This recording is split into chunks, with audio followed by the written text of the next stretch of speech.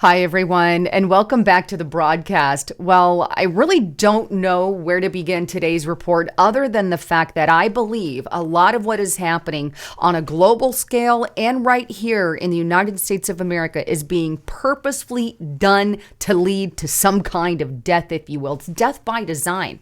I mean, how do you explain things like governments right now attempting to block out the sun, literally? Or how about a report that I posted on the other day where scientists want to attempt to catch an asteroid and put some kind of umbrella on it in order that they could use the asteroid to block out, the sun's rays from Earth. I mean, these are wackadoo theories in the name of saving the planet in some way, shape, or form. And you guys really know how I feel on that. But not only that, right now, as you're going to see in today's report, the Biden administration is literally going to put up huge vacuums right into our air. And these vacuums suck out carbon dioxide. We're talking about things that are literally going to take your breath away, so to speak. I mean, maybe I'm wrong, but carbon dioxide is essential to life as we know it on planet Earth. I mean, we need it to survive. Now, of course, they'll tell you, oh, there's too much of it or whatever, but it's like there is a war being waged against humans, if you will, because they already think there's too many of us, right? And there's a war being waged in our food supply, a war being waged against our energy, and so many other things. And it really is terrifying that people are grasping onto these kinds of things in an effort to save the planet, right? But in the process of saving the planet, you're literally killing off humanity as we know it. So we save a planet and we kill off humans. I mean, there is no common sense in these people's minds or brains, if you will. But before I dive in, just a quick shout out to my sponsor, LisaHavenGold.com. Look, the US dollar has lost about 85% of its value since the 70s when the dollar was decoupled from gold. And the government really seems hell-bent on keeping that tradition. From now until the next election, the government can really print as much money as they want. And this could really go up really high because the last time that they did this, they were at about a 9% inflation. Gold is the one asset that has been proven to withstand inflation. So now is the time to invest with them. And as an added bonus, they are giving away with any approved plan this 24 karat, 1/4 ounce gold standard coin for you guys with any approved plan. Give them a call at the number on the screen today or go to LisaHavenGold.com. Click the more button for more information or in the description box below. All right, so let's dive into Biden's latest plan to put in big carbon dioxide suckers. Take a look at CNN.com. Biden administration to invest $1.2 billion in project to suck carbon out of the air. And this was published just August 11, 2023. It says the Biden administration on Friday announced its first major investment to kickstart the U.S. carbon removal industry, something energy experts say is key to getting the country's planet warming emissions under control. Direct air capture removal projects are akin to huge vacuum cleaners sucking carbon dioxide out of the air, using chemicals to remove the greenhouse gases. Once removed, CO2 gets stored underground or is used in industrial materials like cement. On Friday, the Department of Energy announced it's spending $1.2 billion to fund two new demonstration projects in Texas and Louisiana. The South Texas Direct Air Capture Hub Project Cypress in Louisiana. It goes on.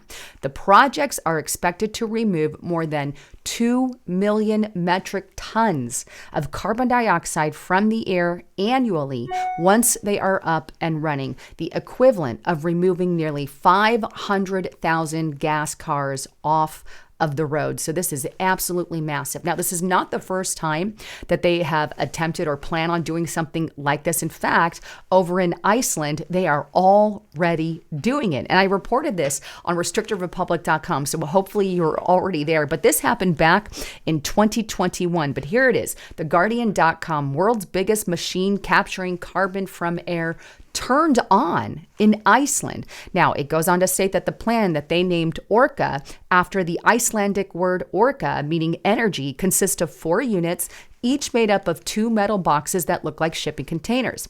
Constructed by Climeworks, when operating at capacity, the plant will draw 4,000 tons of carbon dioxide out of the air every year, and that is the equivalent of about 870 cars emissions, right? So the one in Iceland is going to be far, far smaller, right, than the one here in the United States of America. One is about, I think it was 2 million metric tons. That's the one in the United States. That's the amount of carbon that they'll suck every year. And the one in Iceland only sucks about 4,000 tons of carbon every year. I mean, this is a huge, huge taking here in the United States of America. Now, why anyone would want to sit there and suck something that is literally the building blocks of life and mess with it is beyond me. I mean, it absolutely terrifies me that they're going to be doing something at that level here in the United States of America. And my question is, when they start putting these things up, are they going to be in fields where there are plant lives all over the place, and we have plants that need essential carbon dioxide to live and thrive. And by the way, we also eat these plants, so we're definitely going to need these to survive. I feel like there is an attack, and I really truly believe there is, on everything that is essential to humanity. As you just saw, they have this huge, massive attack on carbon dioxide, something that's essential for us to live and eat. And then on top of it, they're also going after our agriculture, are specifically our cows. Take a look at some of the latest attacks, right? Here's theguardian.com. Irish farmers say they will be forced to cull cows to meet climate targets. Government plan to cut agricultural emissions by 25% by 2030 will drive many farmers into bankruptcy, says critics. We obviously don't want bankrupt farmers and this massive amount of cutting of emissions, because this is going to directly affect our food supply. And here's how bad they want to do it. This is also on The Guardian, right? Ireland would need to cull up to 1.3 million cattle to reach climate targets. Let me just think about that for a moment. That's a lot of food.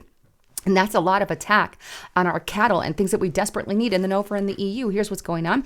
EU okays 1.61 billion for Dutch government to start buying out farmers and reduce their nitrogen, right? So they're going after farmers.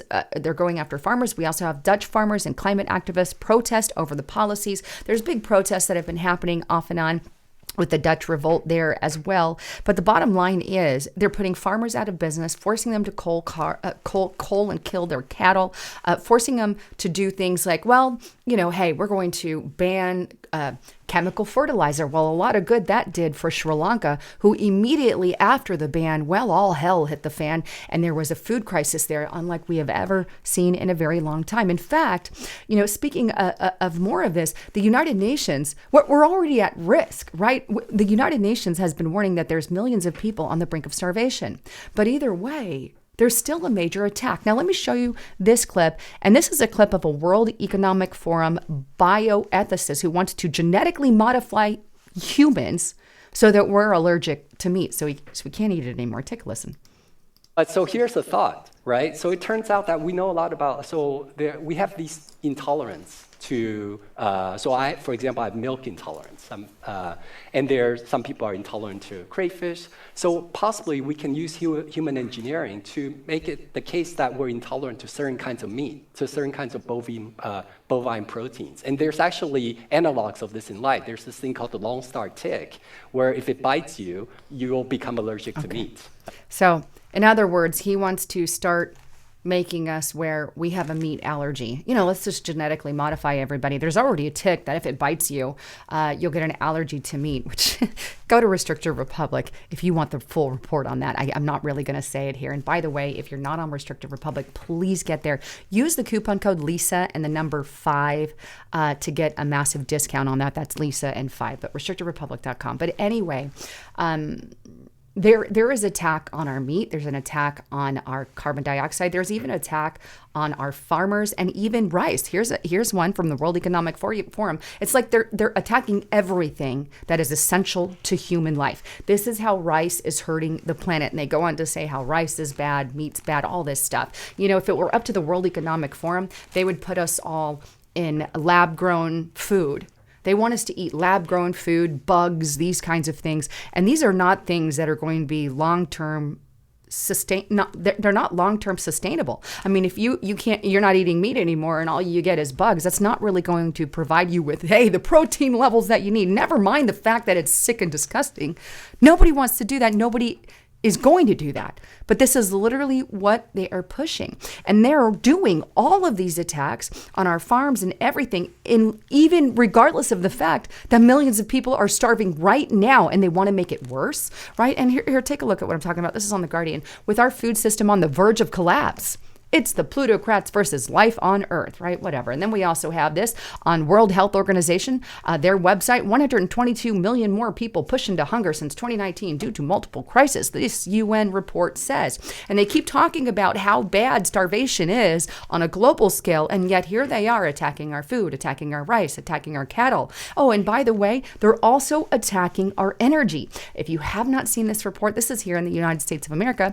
Biden ignites horrific warfare to take out America, prepare for the blackout. And it is in this report that I highly detailed how our United States government, right here in the U.S. via the EPA, is putting standards on some of these power companies saying, hey, you have to do this and this. Well, first of all, the EPA isn't experienced at all in those fields, little to none. They don't have enough expertise to know exactly what they're asking for, A. B, what they are asking for costs billions of dollars more than the company can even front or more that they have. And third, what they're proposing them to build with this money that they don't have are sources of electricity that are not going to power the grid. There's going to be rolling blackouts, times of blackouts. It's not sustainable.